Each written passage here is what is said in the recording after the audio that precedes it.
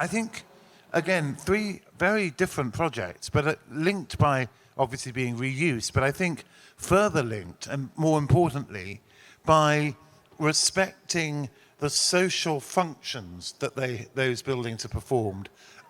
Islam, you were talking about, it started off as a post office, it became a broadcasting place, and it's now an archive store, and in between a government office before the fire.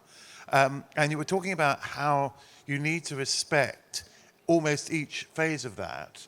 And I think, Matt, you were saying the same thing about this very complex piece of urban fabric in a historically poor, but now not so poor part of London, but one of great cultural significance.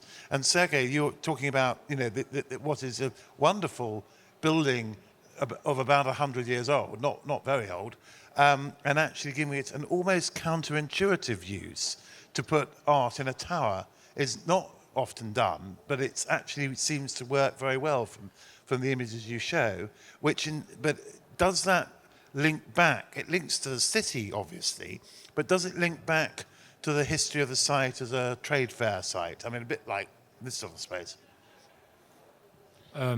So the thing is that, of course, the history of this site, like a trade fair, since them moved to the other place, they are still very, very close to each other, but they are not really direct connected.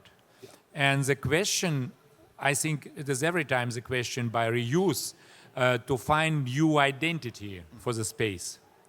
It can has some history as a new project and some genius loci memory what it was before, but sometimes it needs to find completely new identity. And then it is a most important question, what is identity, as you tell, of the town? Also, what is the town Cologne? Maybe I know it slightly better because I am working in Germany since over 30 years.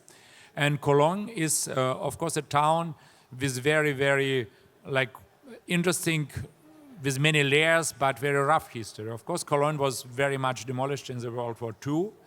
It has still very, as really greatest monuments of German culture, like Kölner Dom, Kölner Cathedral.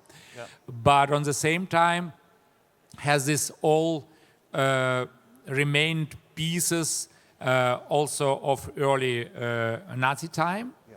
And to give them the base, connected base, I think the art, because Germany now develops itself very much in the direction of many young artists. It's still not expensive for them. And especially Berlin and Cologne are two capitals where it is not really expensive, and they could continue to work there without to pay a lot of money for expensive ateliers and so on. So far, the idea to give them new identity, what is not directly the identity of fair, was a main idea. But also Cologne fair, art fair, is also basing in the neighborhood, in this new building of fair. So far, this identity has something to do also with the past, because the Cologne art fair is maybe the most important in Germany for the presenting, especially of young and alternative artists. That's why my looking for identity was more how to continue the existing identity of the town, and maybe to find dialogue with identity of the place over the theme art, because the art is also one of points in the Cologne trade fair as art fair. Yeah. That's interesting, but it leads on really to a question from Matt. Obviously Spitalfields, and you've been there, you said, for 28 years, when it was still quite a cheap place for artists to rent studio space, and a number did, and a number then built houses there as well. Is there a recognition of that sort of art activity in the area, in your building? I mean, do you have space for artists, and are they affordable, I suppose? Yes, we do. You're right. Everyone seems to move further east as the prices increase from But yes, the Truman owners have been very, very careful over the last 30 years to ensure that they provide spaces that are affordable for young artists. And they, I mean, the owner himself is a very avid art collector. So I think there's always this worry that areas are going to be gentrified and people will be priced out of those areas. I think particularly Brick Lane and the Truman Brewery have proved that new people can come and go without necessarily being priced out of the area. Which is very much the history of that area, because, very briefly, for those who don't know it, it started to develop in the 17th century when Huguenots, French Protestants, were thrown out of France, and they came to London, and many of them were weavers and other artisans, particularly silk weavers. And they couldn't work within the city of London because the guild system prevented them from working in the city.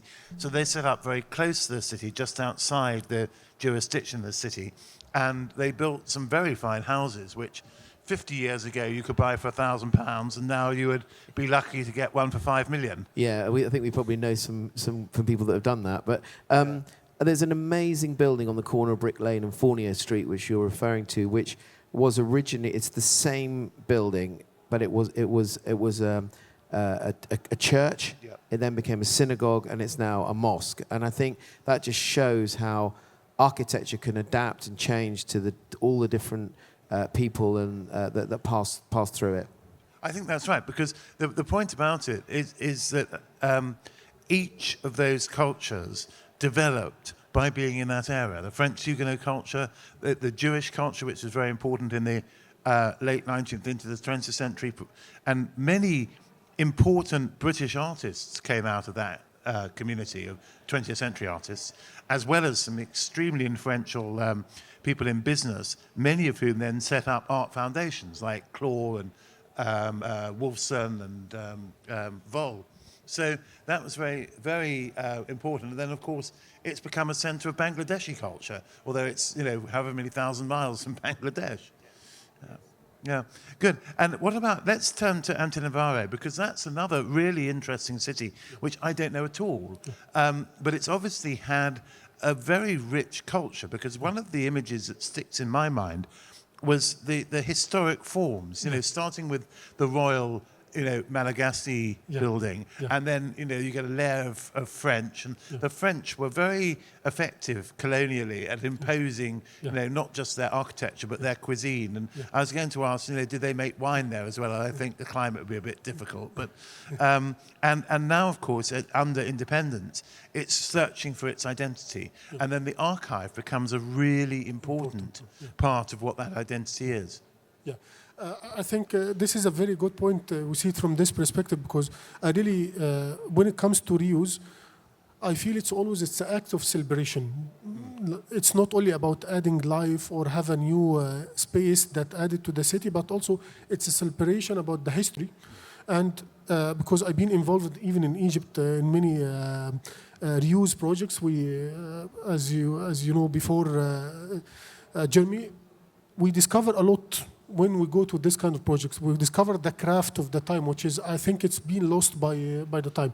So what I really love about my friends did in this project, actually, it's about bringing back the old craftsmanship that had been used, I would say, not used for a long time, to the present, with a kind, again, of dignity. Like, it's a kind of celebration, and on top of an existing building then built on the French time. So I think it's another archiving for the craft. Yeah. So the building itself, it's a manifestation of this kind of dual code, as I mentioned.